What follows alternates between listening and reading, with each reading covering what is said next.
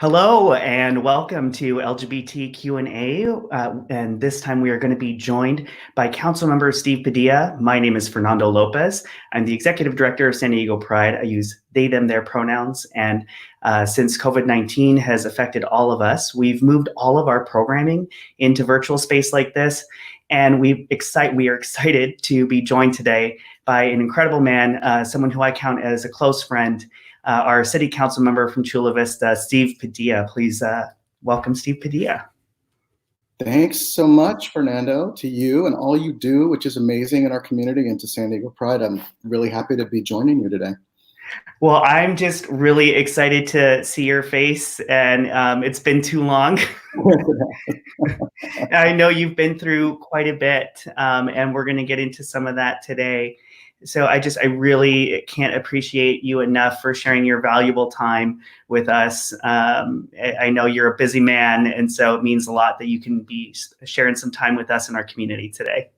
Of course, always have time to share some love with the tribe and the broader community. So absolutely.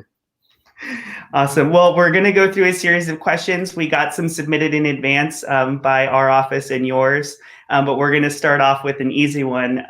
Steve, how are you? How's your family? How are you doing? Thank you for asking. I am a blessed, lucky dude. I mean, I am doing very well. About 90% back into a little workout routine, back into work, and there's a lot of catching up to do when you're asleep for a few weeks. And so I'm feeling great, and I'm feeling very lucky. And I think often, and I'm sure we'll talk more about it, but I think often about the people that aren't doing so well.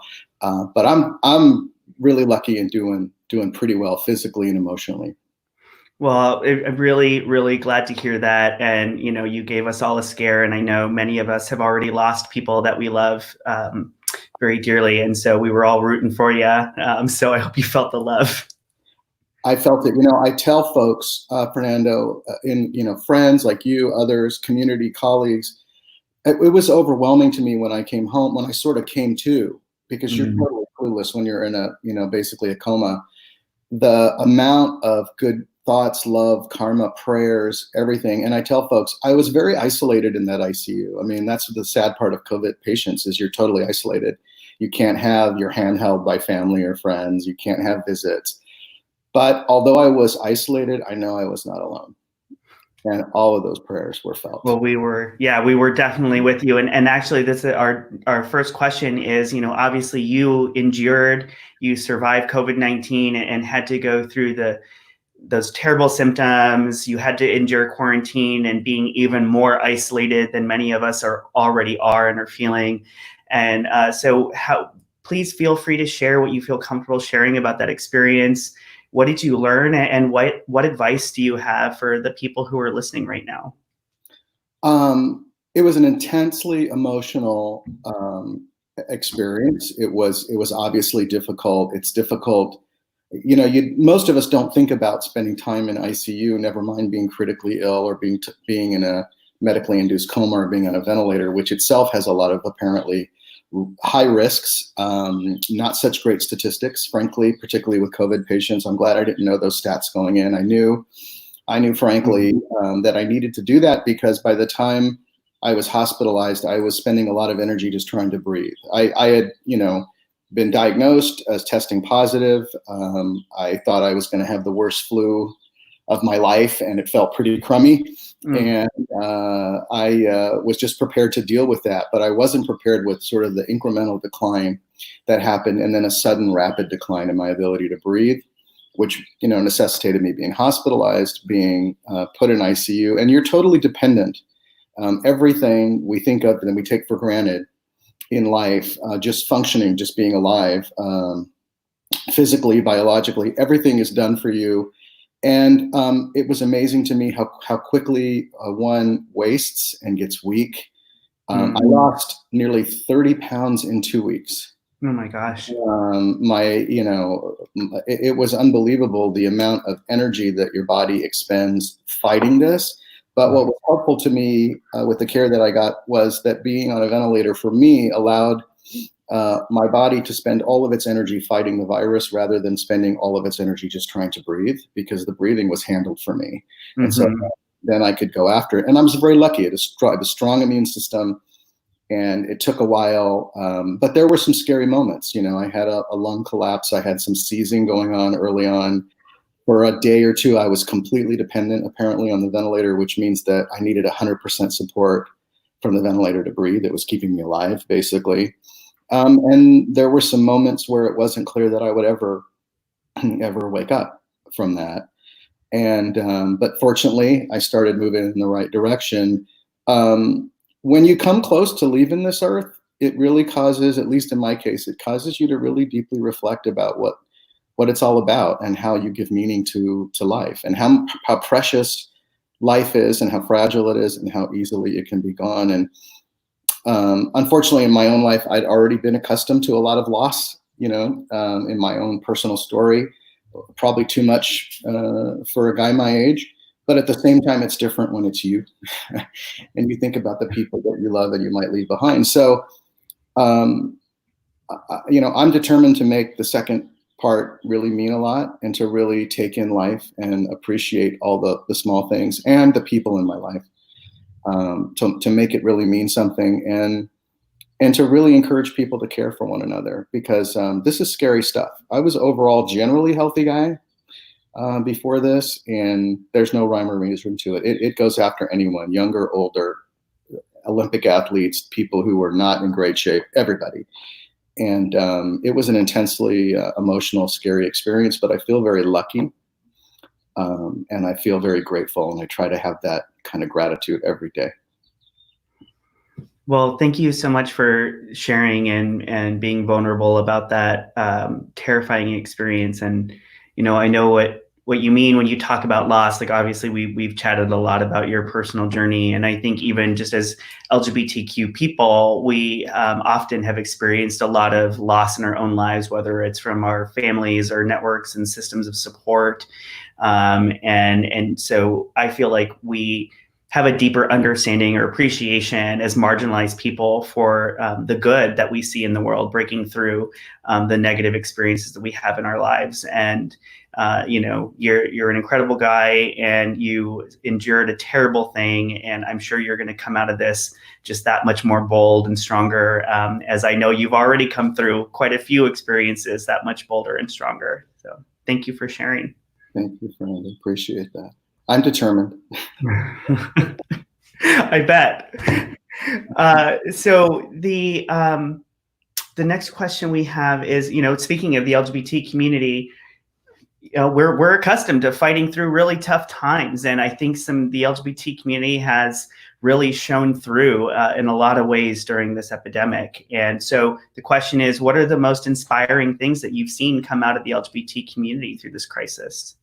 Obviously, I mean, I think our strength of spirit. I think we were one of the earliest communities to just talk about that strength, talk about our own community's experience. I mean, I was reflecting on this recently. I wrote a piece actually for the LGBT Press recently, where I really thought about the interesting parallels here. You know, those are a little bit older brothers and sisters than you and I lived through a period. And you and I, when we were younger, witnessed a little bit of a period where there was this incredible threat that was invisible, that was a new virus, that was particularly taking hold in our community, that was taking lives all too early, and wherein most of the broader community felt this big disconnect. Mm-hmm. They were not personally touched by this threat with HIV/AIDS, and they didn't necessarily know or have a family member or a friend or someone. So it was easy for the broader society to sort of not to either take it seriously, or so our community, I think, knows all too well what it's like to not just be confronting a threat to life, and to health, but to also feel a real social disconnect and have to look inward to each other for that kind of emotional support and caring amongst ourselves. And that I know strengthened us, and I know was tough, and we lost a lot of people in our community. And I look at the situation now, and even up until very recently, I've seen some polling that shows, you know, still majorities of the American people still believe that they're not as personally connected to coronavirus, believe it or not. And it's an interesting parallel where they don't necessarily know yet a family or a friend or someone that has gotten COVID-19 or who is, it's changing. It will, sadly, it will evolve because this particular virus is much more broad spectrum, and it's going to, unfortunately, I think, make a lot more people infected and sick than HIV did over time. But ultimately, more and more people will become personally connected. And when people are personally connected, then they realize, oh, wow, this is real. I need to care about this. And so I find that interesting parallel. But I think our community has really been, if you look at just a lot of our NGOs, organizations, visible leaders, just speaking out early about loving one another, caring for one another, and putting it into action. Mm-hmm.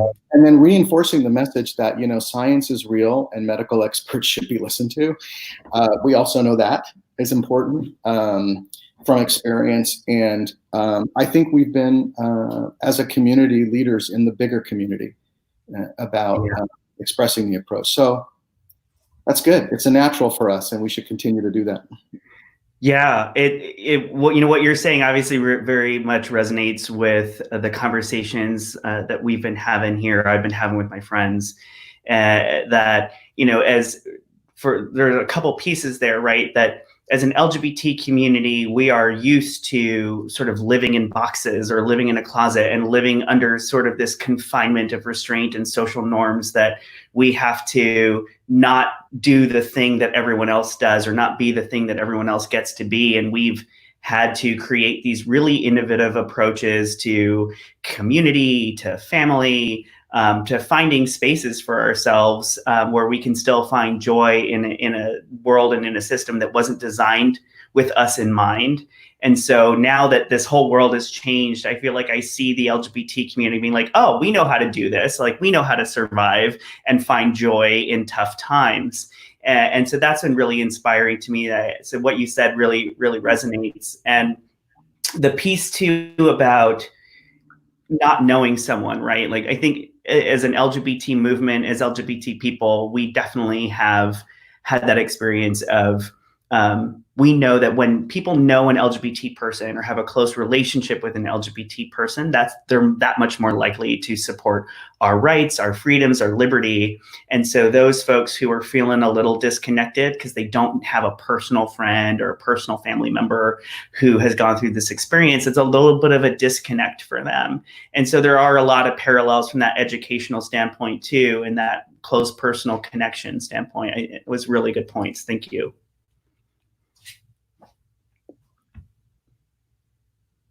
I think you got muted for a second. No, I did. I had some background on my end. I didn't want to. Some guy has that's real. That's the new normal. Like, guy, turn your car off. Anyway, so I was making sure I didn't ruin your feed. You're good. Let's see. The next question that we've got for you is, so can you give us a brief overview of what the city of Chula Vista has been up to in response to the COVID-19 pandemic? Well, as you've probably seen or read, that there were some statistics that were troubling about South County and Chula Vista, in that we had a slightly higher per capita share of rates of infection and hospitalization around illness. We have, parts of our community are part of a very necessary service workforce, and who are critical workers who have to be very mobile and who have to physically go to work and can't remotely participate in the work that they do. They're extremely financially dependent on doing that. So those factors have all contributed, I think. Plus, as you well know, we're a very binational region. We have, although there are more, it's not as easy to cross right now. We still have people who are, dual citizens or who are green card holders or who have dual citizenship who are moving. And so we've had a higher rate of infection, hospitalization. Both of our medical systems here have been a little bit more deeply impacted. So what we've been doing here in Chula Vista is being a little bit more discreet, a little bit more conservative about the rate at which we open facilities. Our parks are open, the bay is open. You can go for walks, you can hang out, but we're still very careful because, it means the difference between health or life and death. We are developing an economic recovery assistance plan where we're plugging small local businesses into resources, both federal, state, and local. We're doing some direct leveraging where we're able to provide some direct financial assistance to businesses to be able to keep them moving and employed. We're certainly linking folks to numerous NGOs and nonprofits in the South Bay area that are dedicated to serving senior citizens, that are working with different elements in the community, particularly the homeless. We're partnering with San Diego to establish a new temporary shelter. So we're trying to be as aggressive as we can, knowing that we're going to suffer like everyone else in having some revenue shortfalls because of COVID. Mm. And it's really just a matter of knowing what is the degree to which we're gonna take a hit on receipts. We're not going to know that data for another month or so. Mm-hmm. So we're being cautious, but we're being engaged and active, and trying to be available to everyone in the community. One of the challenges too is continuing to be transparent and open in government and giving people access to participating in government. Now we're doing everything by Zoom and remote.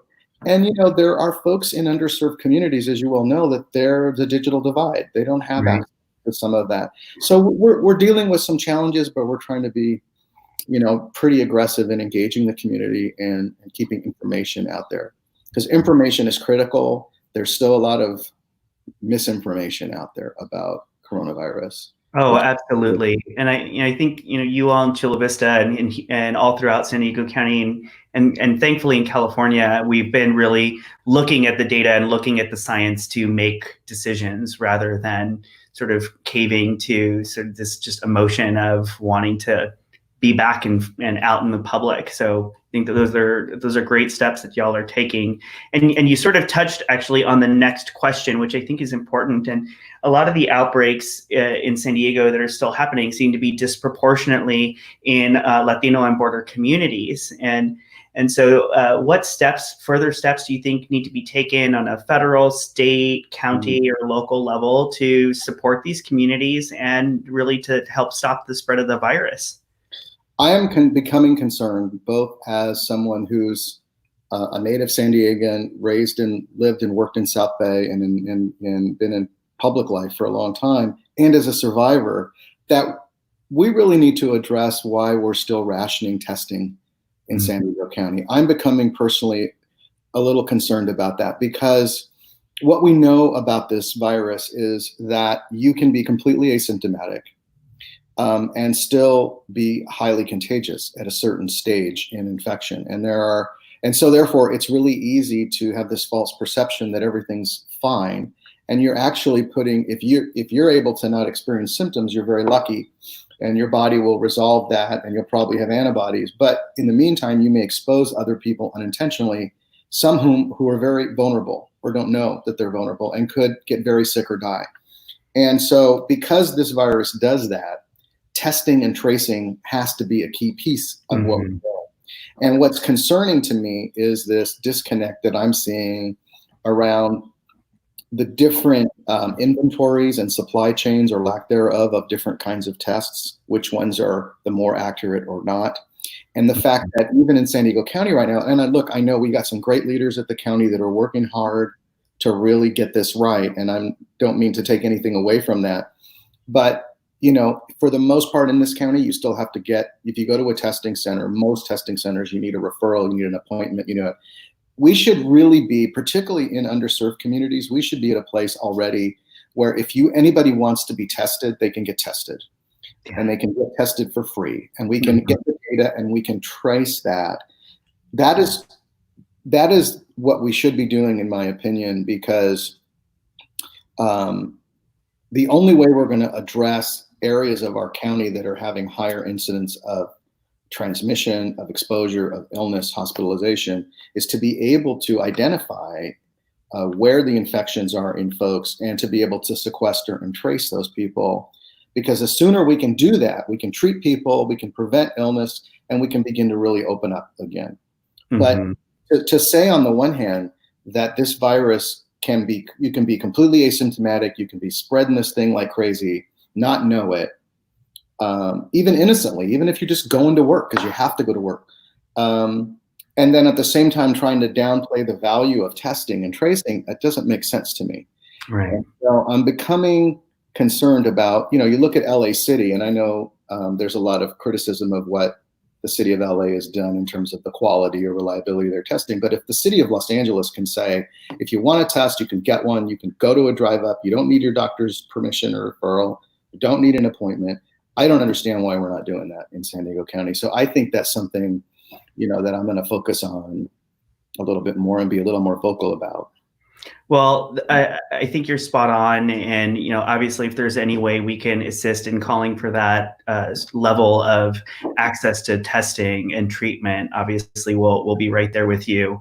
It's just so important, and it's rough. I've grown up in border communities my whole life. I'm from El Centro, farming town, border community.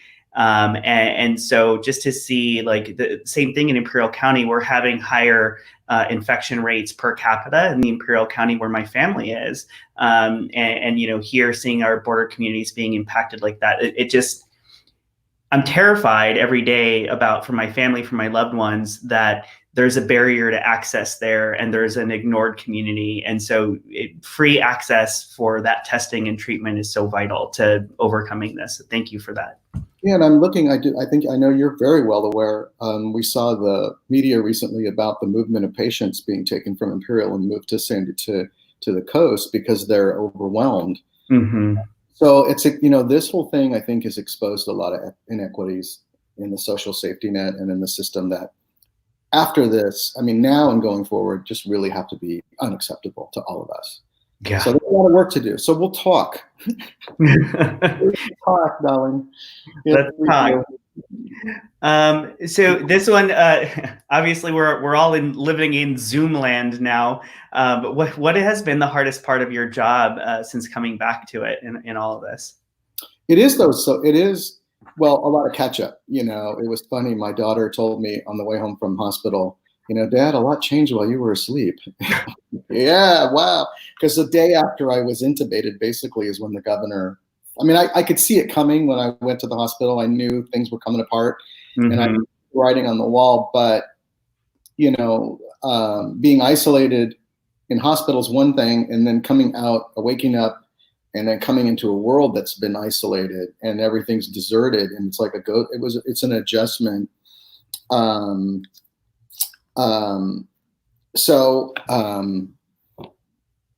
Fernando, I'm sorry, I'm still having some fog. Ask me that question again. No, it's just what was the hardest part? And I think what we were getting at is just that hardest part is coming back into a new reality where we're all disconnected and isolated, and it's a ghost town. It must have been very jarring experience. It takes a psychological toll as well as, even physical for some people, because they feel that they're not, I think now it's loosening up a little bit better, and I think that's really helpful.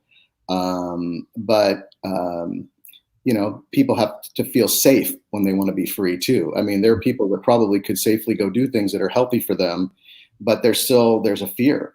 Mm-hmm. People are just not. We see that we're entering a new phase of reopening now that the governor's office has blessed and the county has blessed. And I think there's still going to be a lot of people who are going to say, well, that's great, but I'm still going to be pretty careful, because I think, and I don't, and people should be, until we have good therapeutics or we have a vaccine. I don't think a lot of people are going to feel completely relaxed. Mm-hmm. It's I'll admit, Fern, it's a big fear that I have. I don't ever want to be in that situation again. If I don't see the inside of a hospital for most of the rest of my life, I will be a happy person. I think we're going to have to overcome that fear. People are going to have to feel comfortable, and people are going to have to, be comfortable in the decisions that they're making in order to make themselves feel better. But I think even living in that fear for such a long period of time, right? We know the impacts of stress, anxiety, fear. Even as queer people, as LGBTQ people, we know the emotional, the psychological, the health toll that takes on a person. The sort of even just the fear, anxiety of living in the closet for an LGBT person, those mental health and physical health impacts like reverberate throughout the rest of your life. And now we're all very acutely experiencing this long-term sort of fear and anxiety of this unknown thing, which is also taking a toll on us and the way we interact with people, our own mental health and behavioral health and just our physical health, the way that impacts us. And so while things are beginning to open up and we're still learning what that new reality is, making sure that for those of us who want to stay in, I'm going to be one of those people staying in for a while longer and seeing what the data say, still wearing a mask. I'm still going to stay home. I'm still going to try to order out and support our local businesses. But, washing your hands and practicing social distancing and we still have to do all the right and best things that we know to do right now to mitigate that fear and to tend to our mental health and tend to our physical health, because there is going to be a lasting damage if we don't take care of ourselves in those ways. If there's ever a time where we have to step up and really care for one another and respect each other's health, now is it. And we have to do it. Because it could literally mean the difference between life and death for someone. And that's what's difficult for me as a survivor. I see people, in media out actually intentionally behaving irresponsibly. And that hurts. That hurts a lot. My daughter and I ran into somebody at the grocery a few weeks ago. And that's why I think speaking out appropriately is important. Speaking truth is important in the right way, with compassion, the little love, even when you want to strangle someone. But, there was someone in line ahead of us. We had gone to pick up needed supplies, and we're, doing all the rules, the mask and the distance and all that. Most groceries have that down to a science now. I mean, they've got a machine going, and it's good. And this woman was in front of us explaining to the cashier how this was a hoax, and it wasn't real, and she'd never met anyone that had this. And my daughter couldn't contain herself, and we were very polite. But it was like, excuse me, ma'am, let me introduce you to this man right here, who is my dad and who was on a ventilator for 11 days and almost died. And, it is real. And I think it's important individually and collectively that we gently spread truth, that we educate when we have an opportunity, that we are compassionate, but that we're standing up for reality, because ignorance kills people. I mean, you just flip on the news and you'll see people killing themselves, literally. When I saw the pictures a few weeks ago from Orange County at the beaches, when you had 40,000 people bum rush the beach, and I said to a friend, I said, what's ironic about these pictures? Somewhere in those pictures is captured forever, digitally, the moment somebody basically got killed. I mean, they don't know it yet. But the moment they were infected with a virus that will take their life or make them very sick was captured forever. And it's sad when you look at those pictures and you see people. And I think that's still a big challenge, is making sure people understand that we have a responsibility to one another.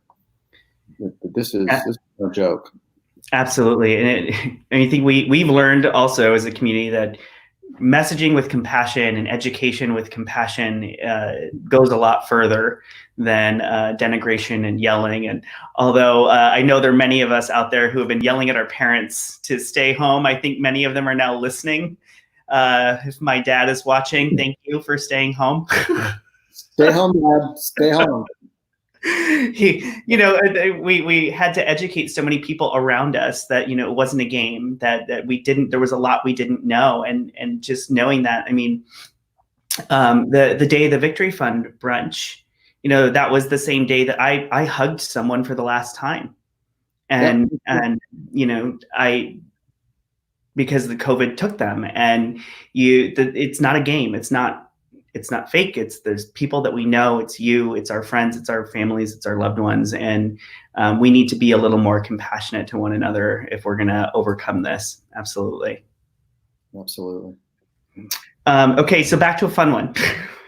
Yay. There are fun ones. What's the first thing you want to do personally when this is all over? Well, I can't say some of them in public. But other than that, I cannot wait I need a vacation. Yeah. I want to get, the last day in hospital, I was telling my family, I can't wait to feel the warm sand in my toes and smell the ocean breeze and go hang out, at the beach. At the time, they're like, beaches are closed. I was so bummed. But just being able to, I think most of us are pretty social animals, and we need that human touch. We need that interaction. I'm certainly one of them. And I just can't wait until there's a better ability to be amongst friends and stuff again. And in a more intimate, personal way among friends, and to share. And I definitely going to get out of Dodge for a bit, I think, when I'm a little more comfortable traveling, and just take it in and enjoy the gift of life, and rest a little bit. So. Well, I look forward to you and all of us getting vacations again somewhere, and also we'll have to have a drink once that's all a reality again. We are long past due. So the next one is you were the first openly LGBTQ mayor in our region, and tomorrow would have been Harvey Milk's 90th birthday.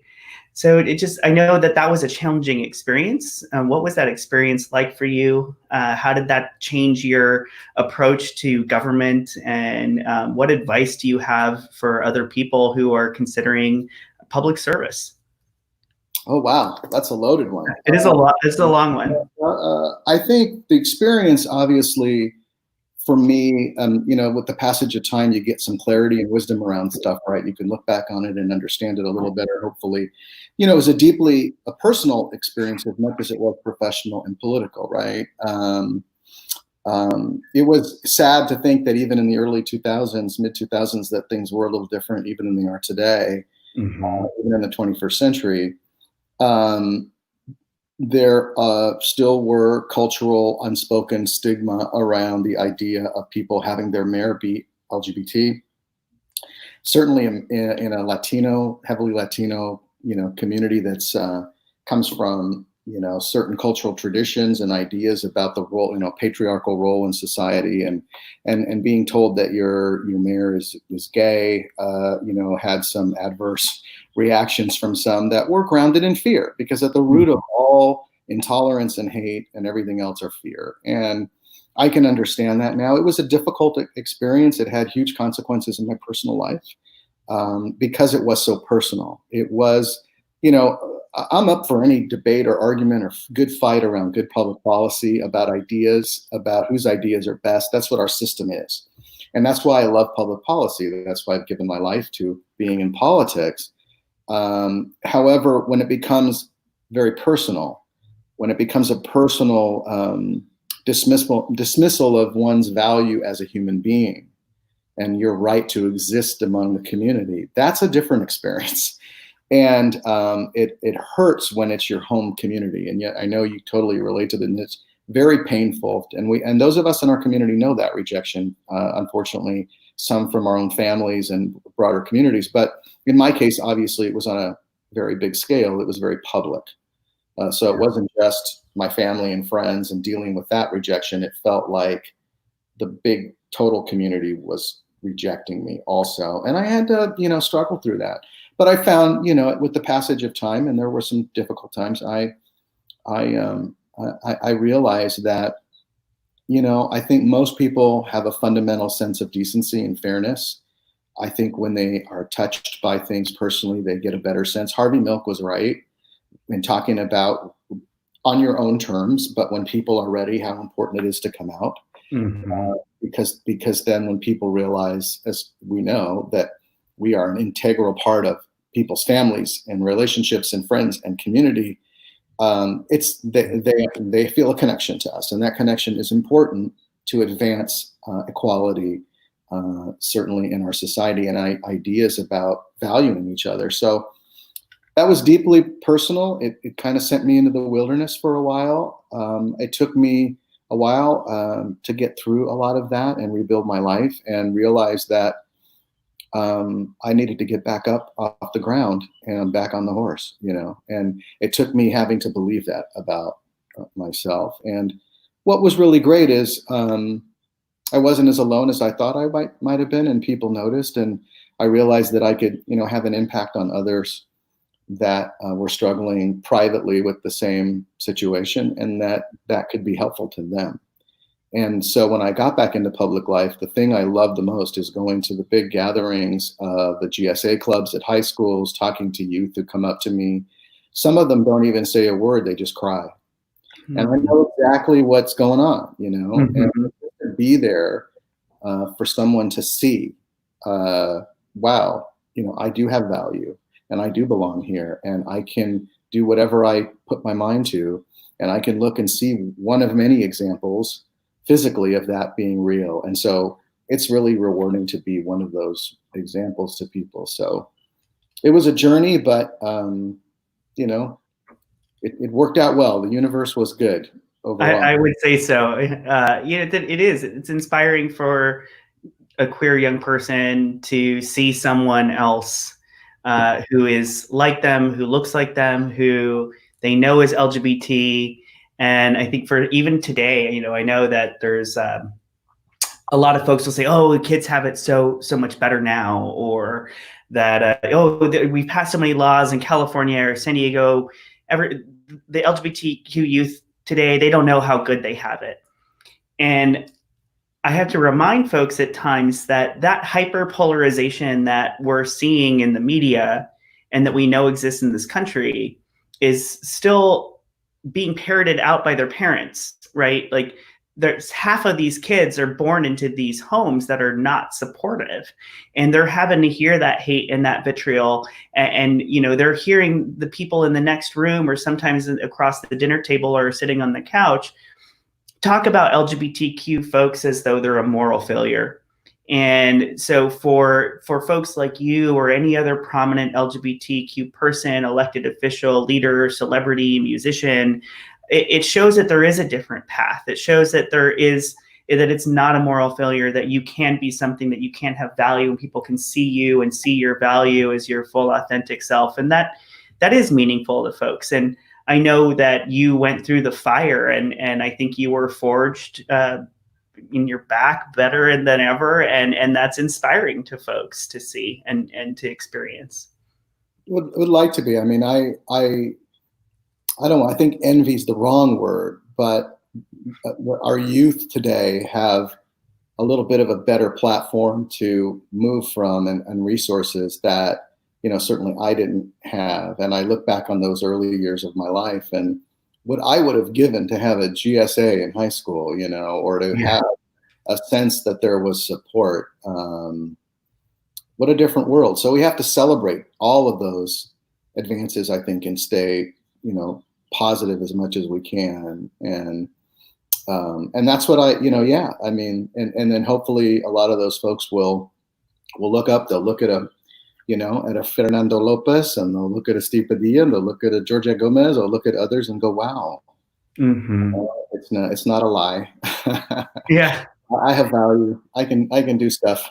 Yes, yes, they do. Yes, you do. Yeah. So the next question is about mass resistance. So, man, I was visiting my family in Chapala, Jalisco, when I hear all this trouble's coming down in Chula Vista. I literally landed on the plane and drove right into Chula Vista to see you there. But, you know, obviously mass resistance caused quite a stir in Chula Vista last year as they were protesting the Drag Queen Story Hour. And I know you and Mary Salas were right there by our side and to take them on and confront them. And so what can you share about that battle, that experience, and how are things going now for the Chula Vista Library?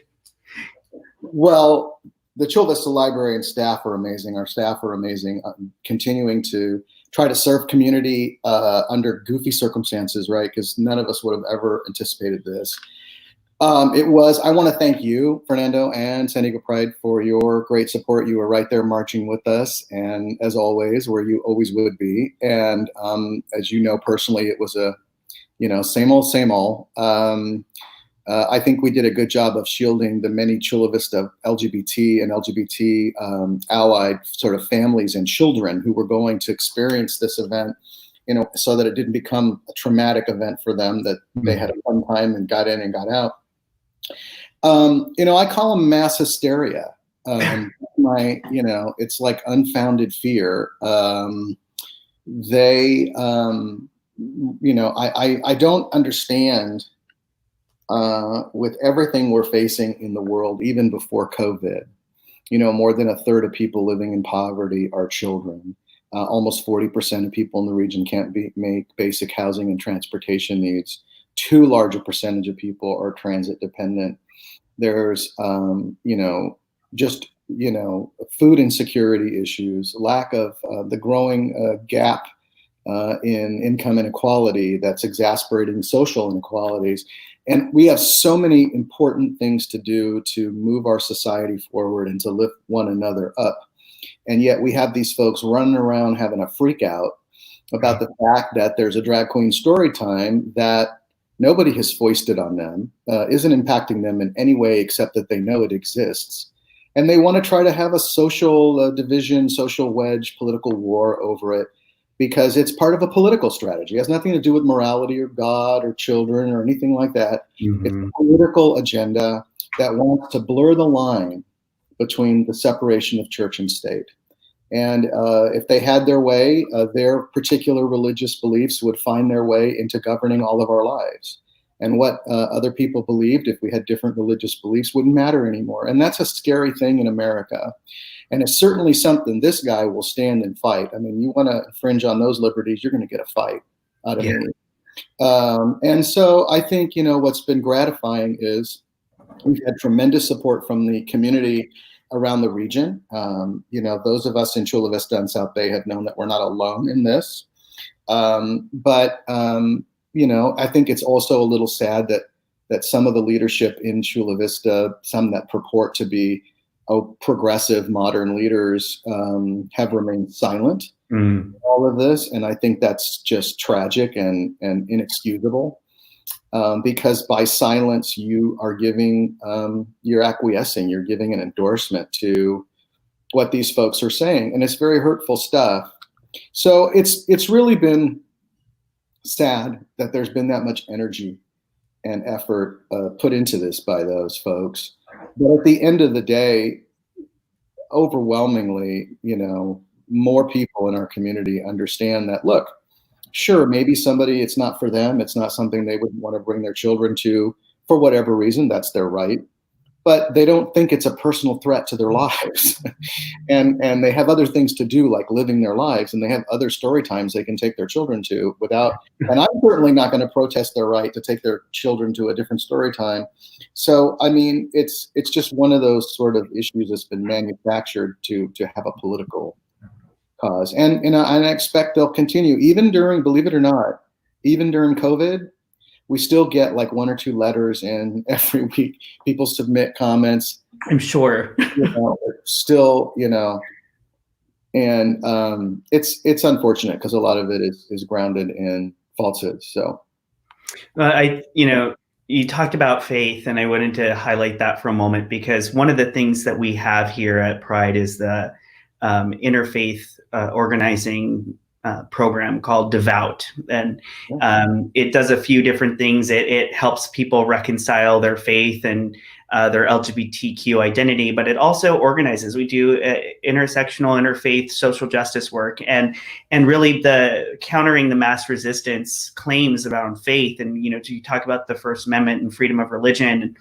There were I think we were able to coordinate over 80 LGBT supportive faith leaders in the region to sign on to say, whoa, this is not about faith, because faith is diverse, and we have diverse faiths.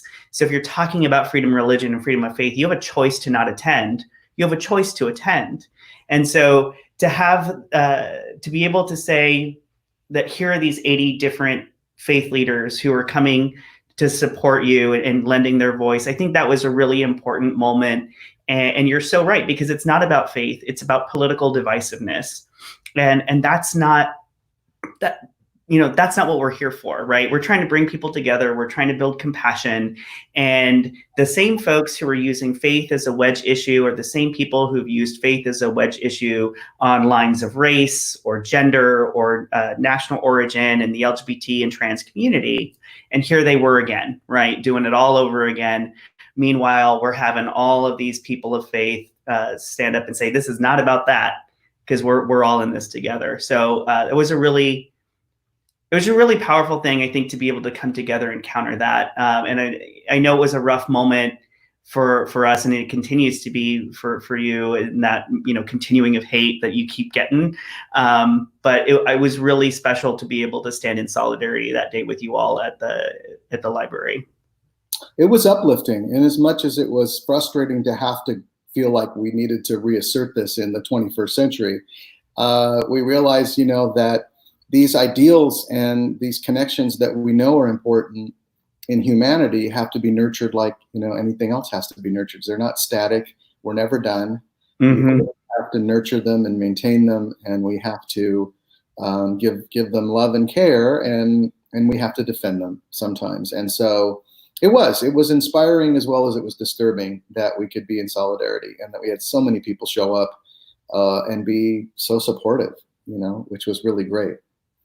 Yeah. It was great. It was a good moment of solidarity, even though it was unfortunate that we had to deal with so much insecurity.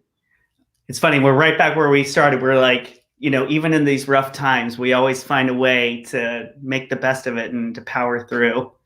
And so the next question, and actually this is the last official question that I've been given, was with in-person gatherings being canceled for the foreseeable future and the loss of these massive gatherings, and like for Pride and other large events, the LGBT community counts on to come together. It's taken an emotional toll on our community. And so what thoughts do you have to share with our Pride family that's out there, and for the larger LGBT community who's sort of struggling with these changes and the loss of Pride this year? We're not alone. We're not alone. And it's not going to last forever. And the struggles that we've had as a community, our familiarity with isolation and feeling disconnected, which made our connection to one another all the more important and supportive for us. We are connected. And I think our work in the short term as a community in all sectors is to really make the extra effort to try to be as connected and to connect as many in our community to one another as we can right now. And then to keep reminding everyone that we're together now, but we're really gonna all be together again very soon. And we're not alone. There is a broader family out there that we all belong to, and none of us have to be alone. And even if it's for someone who's feeling alone and needs to chat, I'm always here. I'm an easy find. I know there are a lot of resources out there for folks. We just need to take that extra effort to remind people that they're not alone. And we will get through this. We've always been innovators and resilient, and that has not changed, will not change. And so that's the message that I have is, yeah, it's tough. Yeah, we feel disconnected, but just remember, none of us are really alone. And we have to remind one another of that. Thank you for sharing. It's actually it's so hard to not cry right now. Like, so folks who are watching, this is actually how Steve and I chat when we're we actually have these like I find them fascinating, obviously, like just policy and moral and ethical questions and political conversations. And Steve, I love you so much, and you're an incredible human being, and I really miss being able to interact with you and just have these conversations with you. And thank you for sharing your insight, your experiences with us today. It was so meaningful to me, and I'm seeing some of the comments come in on this side. It's it's just great to see how much meaning that people are taking away from this conversation, and I can't wait till we're together again in person. But I know that you're absolutely right. We will get through this, and reach out, whether it's to Steve, to San Diego Pride. All of our programs are going on in virtual spaces. And in fact, we've increased the number of programs that we have almost every single night. There's a couple different ways that people can get involved with the Latinx or the women's programs or the youth programs. And so please, if you're in need, reach out to the center, reach out to San Diego Pride, reach out to Steve's office. There's so many resources out there for you all, and we're here for you. So any last words, parting messages before we call it a I'm sending everyone virtual hug. I hope you all felt it just now. So it's out there, and I'm grateful that you gave me an opportunity to chat. It's great to be here, and it's great to see you. I miss you lots, and we will make up for that when the world starts to right itself a little bit. Yes, we will. Well, thank you so much to Steve Padilla, our council member from Chula Vista, for joining us today. We'll be back again next week with Nathan Fletcher, who's going to be joining us from the County Board of Supervisors. And if you've enjoyed today's programming, please consider becoming a monthly donor to San Diego Pride, a monthly supporter. Also, next week, we're providing a workshop with Indeed and Northrop Grumman, who are going to be doing a resume building workshop. If you sign up for that from our website, you will also be able to be paired with a mentor who will help you craft your resume. I know that times are tough and the job market is really hard. And so we're excited to be able to provide that resource for folks. So resume workshop and getting paired with a mentor who can help you craft that resume. You know, Pride season's coming up, and we're still going to have Pride, and we're really excited to do that, obviously, in virtual space. We're going to be streaming it to you live. June starts Pride Month around the world, and we keep going all the way until July. So light up those buildings in rainbow, hang your Pride flags, and also, you know, what is Pride without everybody? And that's why we're asking everyone to submit a video to San Diego Pride so we can showcase you and why Pride is important to you at sdpride.org/shareyourpride. So thank you so much for joining us today. We're looking forward to bringing you even more content. You can learn all about the things that we have going on every single day at sdpride.org/programs or sdpride.org/events. Thank you so much. It's been an honor to have these conversations with all of you. And if you see the balloons behind me and the flowers, it's because today is my 9-year anniversary working at San Diego Pride. It's such an honor to be here. I love you all. Thank you so much for your time, and together we rise. Have a great day.